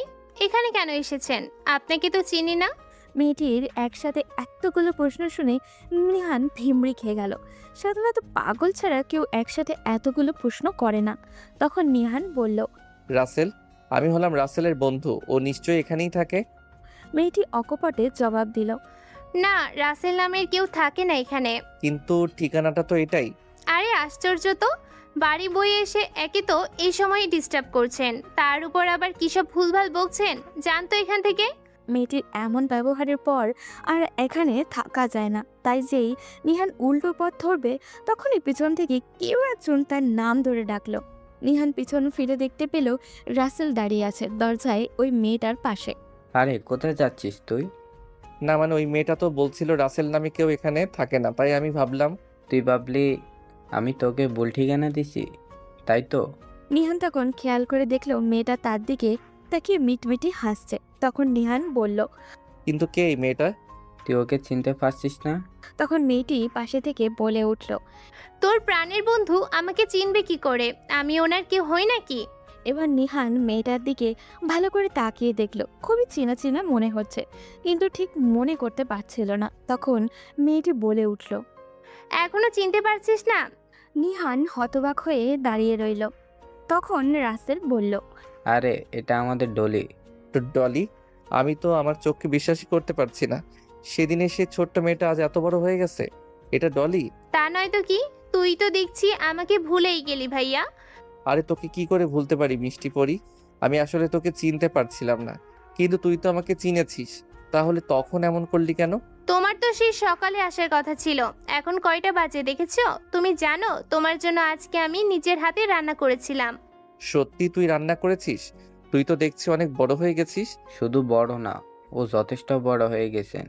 উনি পরশু দিনেই বিয়ের পিঁড়িতে বসেছেন। কি, ডলির বিয়ে? নিহান দেখলো ডলি নিজের বিয়ের কথা শুনে কেমন জানি লজ্জা পেয়ে গেছে। তখন নিহান বলল, বারে, ডলি তুই লজ্জা পেয়ে তো শিখে গেছিস। ডলি তখন রেগে গিয়ে বলল, এই তোরা আমার পিছনে না লেগে এখন খেতে চল, অনেকক্ষণ না খেয়ে আছি। তারপর তারা ভেতরে গেল। নিহান গিয়ে আঙ্কেল আন্টি আর রাসেলের ওয়াইফের সাথেও কথা বলল। তারপর খাবার খেতে বসে পড়ল সবাই। খাবারটা খুব ভালোই হয়েছে। নিহানের একমাত্র বোন বানিয়েছে বলে কথা। আসলে ডলি নিহানের কাছে তার আপন বোনেরই মতো। দেশে থাকতে কত এসেছে এই বাড়িতে মানুষগুলোর সাথে দেখা করতে। খাওয়ার এক পর্যায়ে ডলি নিহানকে প্রশ্ন করেই ফেলল, ভাইয়া তোমার মায়ের কি খবর? কথাটা শুনেই নিহানের কাশি উঠে গেল। ডলি যদিও বয়সে ছোট ছিল, কিন্তু 1 নম্বরের পাকা বুড়ি ছিল। নিহান মায়ের পিছনে ঘুরতো সেটাও ডলি জানতো।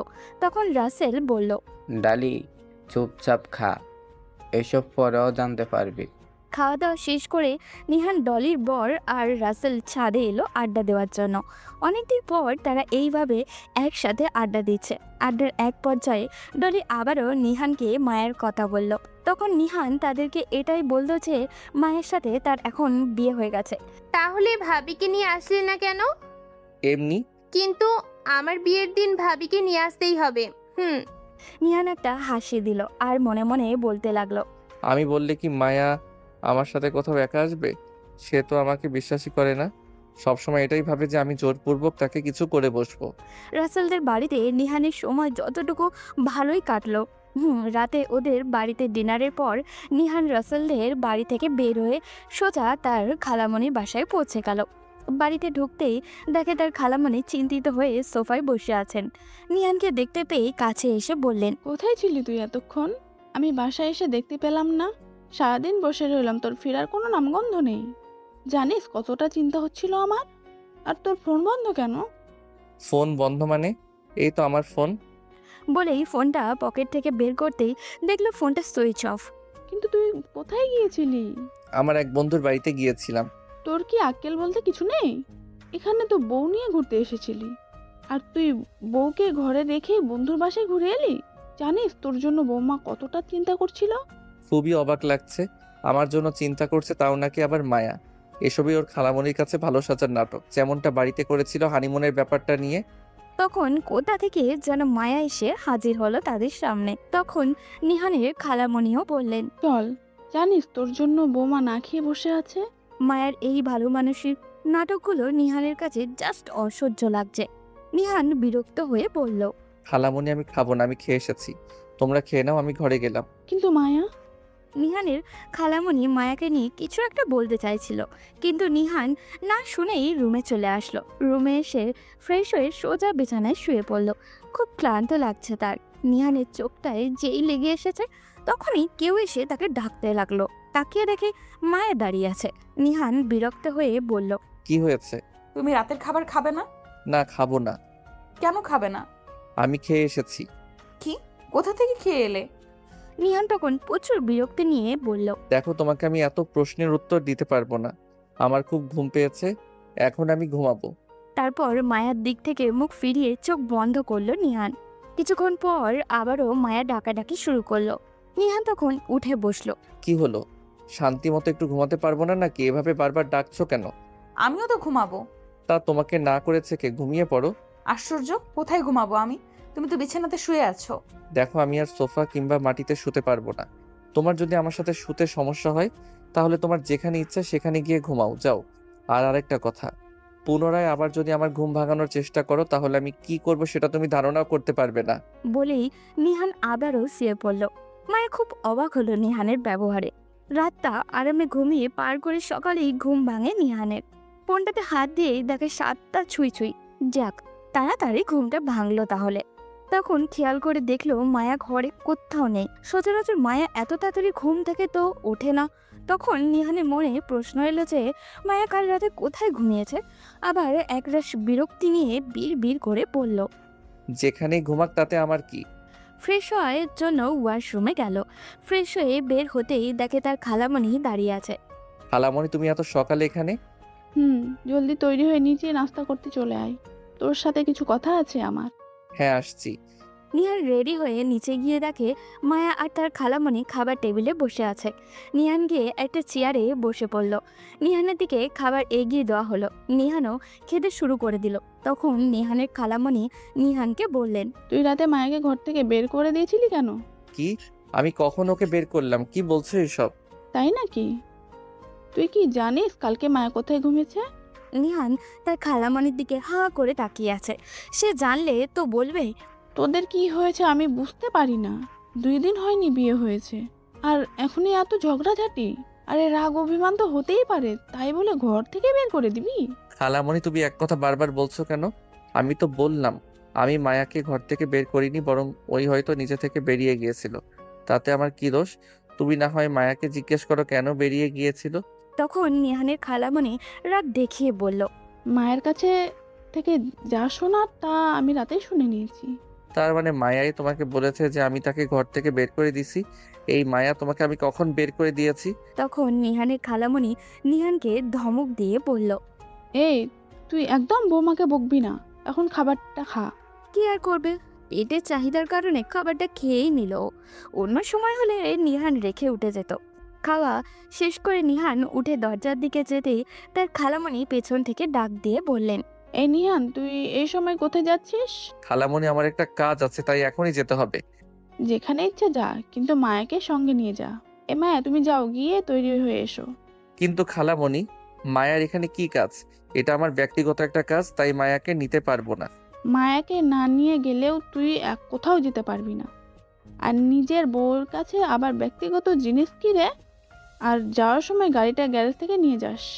কি আর করার, নিহান তার খালামণির সাথে পেরে উঠবে না, তাই মায়াকে নিয়ে বের হলো। কিছুক্ষণ পর মায়া বলে উঠল, কোথায় যাচ্ছি আমরা? সেটা জেনে তুমি কি করবে? যাচ্ছ তো, গেলেই দেখতে পাবে।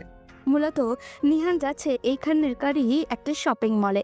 সকালে রাসেল ফোন করেছিল, সে নাকি ডলির জন্য কিছু গিফট অর্ডার করেছিল, সেগুলো আনতে হবে। তাই নিহানকেও যেতে হবে। আর নিহানের ডলির বিয়েতে দেওয়ার জন্য কিছু একটা কিনতে হবে, তাই যাওয়া। শপিং মলের সামনে পৌঁছাতেই নিহান দেখলো রাসেল তার জন্য ওয়েট করছে। নিহান গাড়ি থেকে নামতেই রাসেল এগিয়ে এসে বলল, এতক্ষণ লাগে আসতে? মায়া নিহানকে অবাক করে দিয়ে গাড়ি থেকে নেমেই বলতে লাগলো, আরে রাসেল, কেমন আছো তুমি? ভালো ভাবি, আপনি কেমন আছেন? আমিও ভালোই। তারপর তারা গেল একটা গহনার দোকানে, যেখানে রাসেল গহনার জন্য অর্ডার করেছিল। বলা বাহুল্য ওই গহনার দোকানের মালিকও একজন বাংলাদেশি। কিছুক্ষণ কথা বলে নিহান জানতে পারল তিনি রাসেলদের খুবই চেনাশোনা একজন মানুষ। কিন্তু সমস্যা হলো যে অর্ডার করা গহনাগুলো নাকি এখনো পুরোপুরি রেডি হয়নি, কিছু টাচ আপ বাকি আছে, আর ঘন্টা 3 লাগবে। কথাটা শুনেই রাসেল কিছুটা নিরাশ হয়ে গেল। হবারই কথা, কালকে ওর বোনের বিয়ে, কত কাজ বাকি এখনো। তখন নিহান বলল, রাসেল, তুই বাড়িতে চলে যা, আমি এখানে আছি। এগুলো রেডি হলে বাড়ি পৌঁছে দিব। বাসালি দোস্ত, সত্যি আমার বাড়িতে অনেক কাজ পড়ে আছে, আর তুই সোজা রিসোর্ট চলে আসবি, বাড়িতে ফিরতে হবে না। তোরও তো অনেক কাজ করতে হবে, এতটা দূরে দূরে থাকলে চলবে না। ডলি শুধু আমার একার বোন না। নিহান খানিকটা হেসেই বলল, ঠিক আছে, তুই যা, আমি চলে আসবো। রাসেল চলে গেল। নিহান ডলের জন্য গিফট কেনার জন্য দোকানে থেকে বের হলো। মায়াও তার পিছু পিছু এসে বলল, এখন কোথায় যাচ্ছ? ডলির বিয়েতে কিছু দিতে হবে, সেটাই কিনতে যাচ্ছি। ও তাই, তো কি কিনবে? জানি না, দেখি কি কেনা যায়। কিন্তু কিছুক্ষণ ঘোরাঘুরির পর নিহান বুঝলো তার দ্বারা এটা সম্ভব নয়। কি কিনবে সেটাই তো ঠিক করতে পারছে না। তখন মায়া বলল, তুমি যদি কিছু মনে না করো আমি একটা সাজেশন দিতে পারি। ঠিক আছে, বলো কি কেনা যায়। ডলির জন্য একটা নেকলেস নিতে পারো। তারপর মায়া নিহানের কথা শোনার প্রয়োজন বোধ না করেই একটা গহনার দোকানে ঢুকে একটা নেকলেস পছন্দ করলো। বলতেই হবে মায়ের পছন্দ ভালোই, তাই এটাই কিনে নিল নিহান। তখন নিহান দেখে মায়া হাতে একজোড়া কানের দুল নিয়ে ঘুরিয়ে ঘুরিয়ে দেখছে। তখন নিহান বলল, একটা তো নিলাম, আবার আরেকটা দিয়ে কি করব? চলো দেখি গিয়ে বাকিগুলো তৈরি হলো কিনা। মায়ের সাথে সাথেই দুল জোড়া রেখে দেয়। আসলে নিহানের মাথায় এই কথাটা একবারের জন্য আসেন যে এটা হয়তো মায়ার নিজের জন্যই নিতে চেয়েছিল, কিন্তু তাকে বলতে পারছিল না। তারপর তারা ওই দোকান থেকে বেরিয়ে এলো। গহনার দোকানটাতে এসে জিজ্ঞাসা করতেই বলল সব হয়ে গেছে। নিহান সব একসাথে করে একটা ব্যাগে ঢুকিয়ে দোকানটা থেকে বের হলো। কিন্তু ওই দোকানটা পেরিয়ে আর একটা দোকানের সামনে এসেই মায়া দাঁড়িয়ে গেল। ওর চোখে বিস্ময়, এক দৃষ্টিতে কিছু একটার দিকে তাকিয়ে আছে। তখন নিহান মায়ার চোখ অনুসরণ করে যেটা দেখলো তাতে নিহান নিজের চোখকেও বিশ্বাস করতে পারছিল না। এই দেশে শাড়ির দোকান, তাও আবার এত বড়, নিশ্চয়ই এটার মালিক কোনো বাংলাদেশি অথবা ভারতীয় হবে। মায়া নিহানের দিকে তাকিয়ে বলল, দেখেছো, চলো না একটু দেখে আসি। নিহারেরও কেমন যেন একটা আগ্রহ কাজ করছিল, তাই সে মায়াকে নিয়েই দোকানটাতে ঢুকলো। যেটা অনুমান করেছিল সেটাই, এই দোকানের মালিক একজন বাঙালি। এই শহরটাতে মনে হয় বাঙালির সংখ্যা একটু বেশি। তখন মায়া নিহানকে একটা শাড়ি দেখিয়ে বলল, ওই শাড়িটা খুব সুন্দর না?